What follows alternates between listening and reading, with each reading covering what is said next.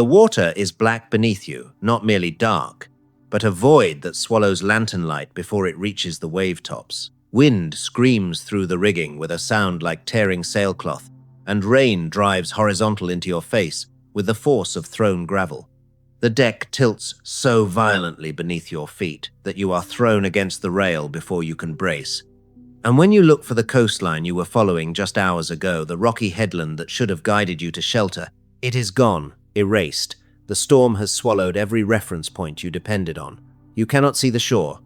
You cannot hear a surf line over the howl of wind. You are alone now with your ship, your crew, and a question that will decide whether any of you survive until morning. Do you know where you are?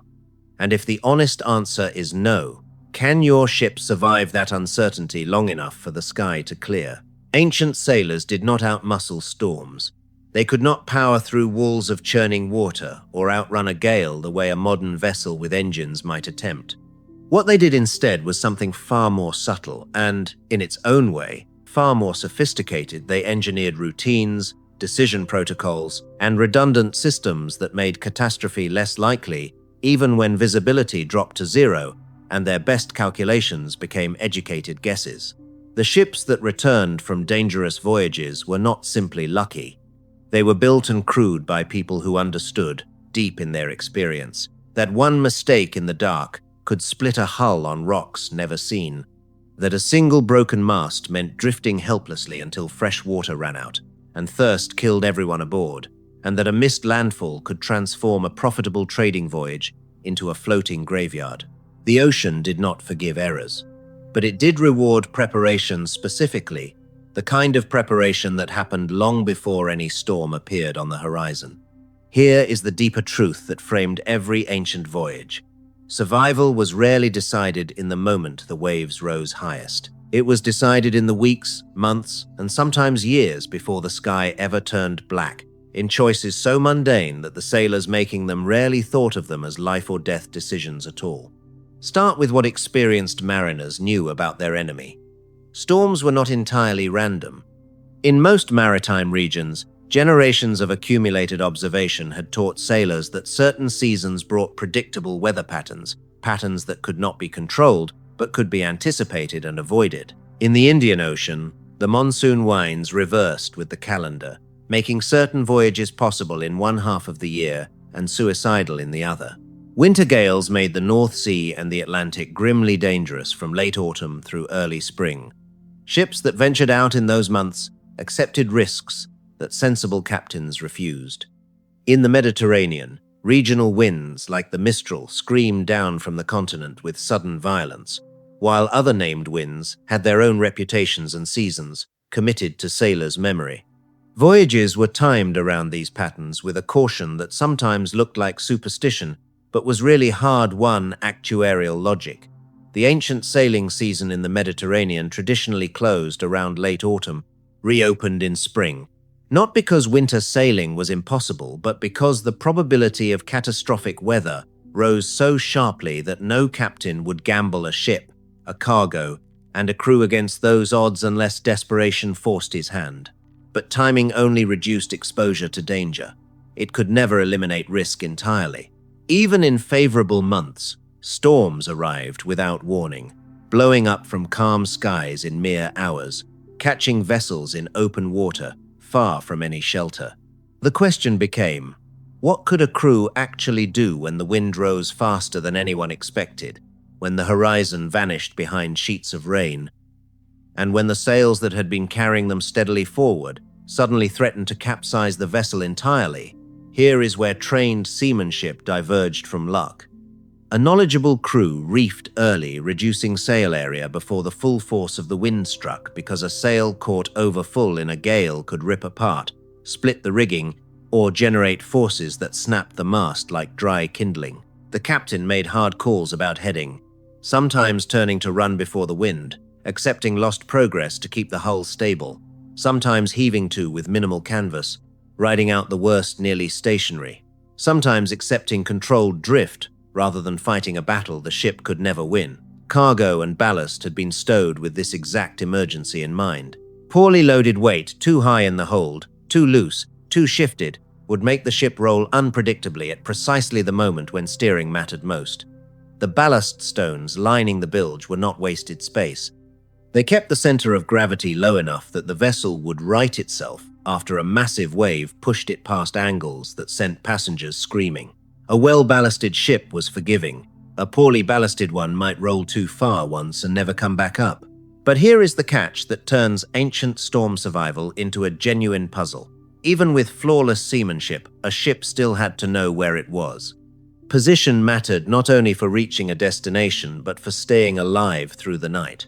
A captain who believed he was 50 miles from a rocky coast might run confidently through darkness under reduced sail. A captain who was actually 10 miles from that coast had just unknowingly condemned everyone aboard. In an age before charts with precise coordinates, before magnetic compasses became widely reliable across different seas, before any electronic instrument existed, navigation was a constant act of educated guessing, corrected, rechecked, doubted, and sometimes abandoned when accumulated errors became too dangerous to trust. When sailors could see the coastline, they practiced piloting, recognizing headlands, harbor entrances, distinctive rock formations, and the distant loom of land even before it became clearly visible. This knowledge passed through generations, from experienced captains to young apprentices, as memorized lore about where currents ran dangerously strong, which capes to round with extreme caution, and what subtle changes in watercolor or floating debris signaled hidden reefs waiting below the surface. Coastal voyaging was slower and less direct, but it was survivable precisely because land provided continuous, correctable reference points. When circumstances forced a vessel into open water, everything changed. Sailors watched the sun's arc by day and tracked the pole star at night to estimate latitude, how far north or south they had traveled. Longitude, the east-west problem, remained unsolvable with any real accuracy until the 18th century. Before then, east-west distance was calculated through dead reckoning, multiplying estimated speed by elapsed time, factoring in guessed currents and leeway, hoping the inevitable errors did not accumulate too badly. Every experienced navigator understood dead reckoning as a tool with built-in decay. The longer you relied on it, the less you could trust it. After several days at sea, your believed position might be many miles from where your hull actually floated, and if you treated that guess as certainty, you could make decisions that killed your entire crew faster than any storm. This brings us to what was often more dangerous than any wave, the lethal trap of false confidence. A hesitant navigator kept the lead line working constantly as land approached, stationed lookouts at the bow with orders to report even uncertain sightings, shortened sail as the estimated coast drew near, and prepared the crew for rapid course corrections. A confident navigator, convinced he knew precisely where the ship was, drove on at full speed and interpreted every ambiguous sign as confirmation of what he already believed. The problem was that the sea looked the same across vast distances. A cloud bank could resemble distant land. A swell pattern might suggest a far-off reef, or might mean nothing at all. A species of bird could signal either deep water or proximity to shore depending on season and behavior. These signals were read entirely differently by the cautious captain and the confident one. The cautious captain stayed alive long enough to discover his error and correct course before it became fatal. The confident captain sometimes drove his ship straight onto rocks that, according to his calculations, should not have existed. When archaeologists study ancient wrecks, they sometimes find ships lost in locations that make sense only when you understand the navigator's probable mindset. These vessels were not destroyed by random misfortune. They were destroyed because someone aboard was certain and wrong. The storm did not need to sink them. Their own conviction did the work. How did skilled navigators protect themselves from this danger? They layered signals. If the stars suggested one position, they looked for confirmation in the current pattern beneath the hull. If currents agreed, they watched for birds flying toward roosts on invisible land. If birds appeared, they dropped a lead line, a weighted rope marked at intervals, and compared measured depth to what they expected. The lead was often tipped with tallow, bringing up samples of the seafloor, sand, mud, shell fragments, or gravel, each type associated in collective memory with specific coastal zones. Watercolor shifted near land, from deep blue to grey-green as sediment from rivers entered the sea. The smell of vegetation, smoke, or marshland carried miles offshore in the right conditions. Polynesian navigators in the Pacific read swells refracted by distant islands below the horizon, sensing land through patterns in the ocean's motion. Arab and Indian Ocean sailors tracked fish behavior, floating debris, and subtle temperature gradients marking current boundaries. Chinese and Southeast Asian mariners developed their own methods suited to their waters, their monsoons, their coastlines. No single technique was reliable alone. Layered together, these signals created a web of inference that narrowed uncertainty to survivable margins. Navigation across all these traditions was never a single instrument, but an entire sensory discipline, a posture of attention maintained hour after hour, cross-checking one impression against another, trusting nothing fully, and doubting everything just enough.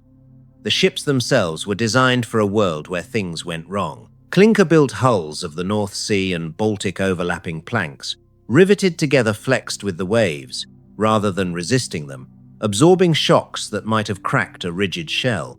Carvel-built hulls of the Mediterranean offered different advantages, with planks fitted edge to edge for smoother handling and greater cargo capacity. Both traditions evolved through hard lessons, failures punished by drowning, successes preserved as inherited craft knowledge.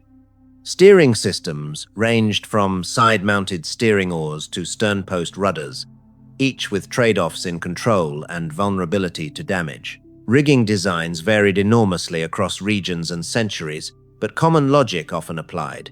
Sails that could be reduced quickly, masts that could be lowered or cut away in extremity, lines that could be repaired at sea using carried spares and basic sailor skills. Simplicity was not a flaw, it was redundancy.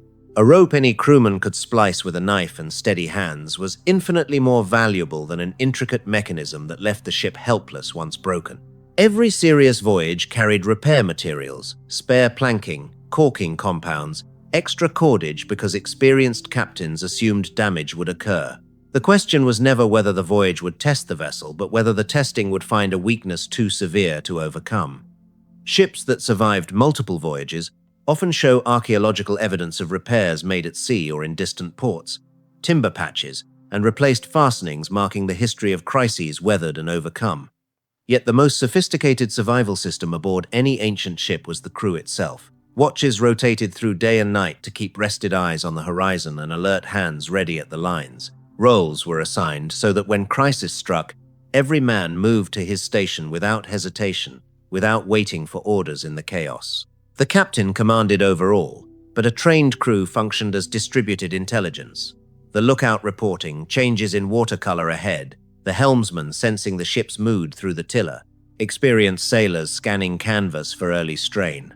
Discipline was not cruelty, it was mechanical necessity. When a squall hit hard, panic killed. Men who froze, who ran to the wrong position, who tangled lines or let sheets fly loose, created cascading failures faster than anyone could compensate. The drills run in calm weather, the hierarchy enforced even when it seemed excessive, the harsh corrections for small mistakes. All of this was survival engineering applied directly to human beings. Written references from Roman maritime texts through medieval sailing instructions to early modern voyage logs consistently emphasize knowing your crew, trusting your officers, and maintaining absolute order when the ship entered extremity. A single hysterical sailor could be subdued and restrained. A panicked crew meant everyone died. Return now to that imagined night where we began. Rain drives horizontal. The deck lurches beneath your feet. The coastline has vanished into roaring blackness, and you do not know, not with certainty, where the rocks are. What you understand now, having traced the chain backward through systems and decisions, is that survival was never a single heroic act performed in the moment of maximum danger. It was a sequence of small, undramatic choices, each link forged long before the storm arrived. The captain who chose to depart in the proper season rather than risk an extra week of profit. The shipwright who fitted the hull planks true and set the mast step in sound timber. The merchant who paid slightly more for quality cordage rather than saving on rope that might part under load. The mate who ran drills when the weather was calm, and the crew resentful of practice. The navigator who admitted his uncertainty aloud and ordered one more sounding before darkness fell. When those choices aligned, the ship that entered the storm had a real chance of emerging from the other side. When they did not, when the captain was overconfident, the hull neglected, the cargo stowed for maximum profit rather than stability, the crew untrained, the storm simply exposed what was already broken. Ancient mariners who survived long enough to grow old understood something worth remembering. The sea rewards preparation, punishes arrogance without appeal, and does not care whether you believe you are right. Navigation before instruments was never about knowing exactly where you were. It was about managing not knowing, reducing uncertainty just enough, checking just often enough, staying humble enough to survive your own inevitable mistakes until dawn came and the world grew visible again.